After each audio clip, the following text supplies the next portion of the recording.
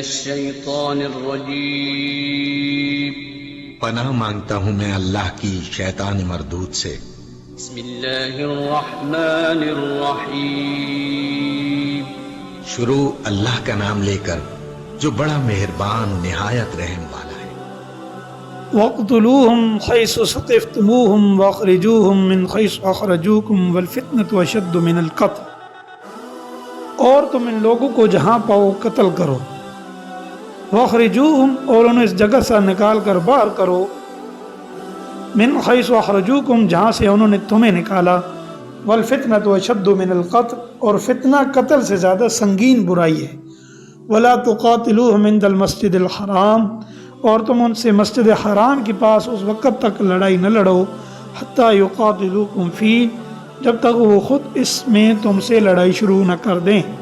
فَإِنْ قَاتَلُوكُمْ فَاقْتُلُوهُمْ، ہاں اگر وہ تم سے اس میں لڑائی شروع کر دیں تم ان کو قتل کرو۔ کذالک جزاء الکافرین، ایسے کافروں کی یہی سزا ہے۔ فَإِنِ انتہوا فَإِنَّ اللَّهَ غَفُورٌ رَحِيمٌ، اگر وہ باز آ جائیں تو اللہ بخشنے والا ہے۔ وَقَاتِلُوهُمْ حَتَّى لَا تَكُونَ فِتْنَةٌ، اور تم ان سے لڑتے رہو یہاں تک کہ فتنہ باقی نہ رہے۔ وَيَكُونَ الدِّينُ لِلَّهِ، اور دین اللہ ہی کا ہو جائے۔ فَإِنِ انتہوا، اگر وہ باز آ جائیں، فَلَا عُدْوَانَ إِلَّا عَلَى الظَّالِمِينَ، تو سمجھ لو تشدد سوائے ظالموں کے کسی پر نہیں ہونا چاہیے۔ لفظ فتنہ قرآن مجید میں مختلف معنوں میں استعمال ہوا، جس میں ایک معنی ظلم اور تشدد کے ہے۔ شاید یہاں یہی معنی مراد ہو۔ مشرکین مکہ نے مسلمانوں کو اپنے دین پر عمل سے روکنے کے لیے بدترین تشدد روا رکھا ہوا تھا، لہٰذا بظاہر یہاں مقصد یہ ہے اگرچہ کسی کو قتل کرنا اپنی ذات میں کوئی اچھی بات نہیں، لیکن فتنہ اس کے مقابلے میں زیادہ سخت برائی ہے، اور جہاں فتنے کا سدباب قتل کے بغیر ممکن نہ ہو وہاں قتل کے سوا چارہ ہی نہیں۔ یہاں یہ بات سمجھنے کی ہے کہ شرعاً جہاد کا اصل مقصد کسی کو اسلام پر مجبور کرنا نہیں۔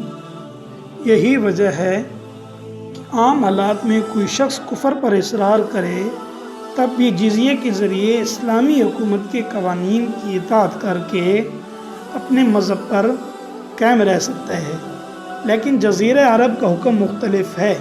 یہ وہ ملک ہے جہاں رسول اکرم صلی اللہ علیہ وسلم کو براہ راست بھیجا گیا، اور جہاں کے لوگوں نے حضرت صلی اللہ علیہ وسلم کے معجزات اپنی آنکھوں سے دیکھے، آپ کی تعلیمات براہ راست سنی۔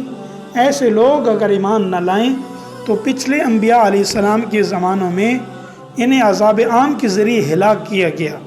حضرت صلی اللہ علیہ وسلم کے زمانے میں عذاب عام تو موقوف فرما دیا گیا، لیکن یہ حکم دیا گیا جزیرہ عرب میں کوئی کافر مستقل شہری کی حیثیت سے نہیں رہ سکتا۔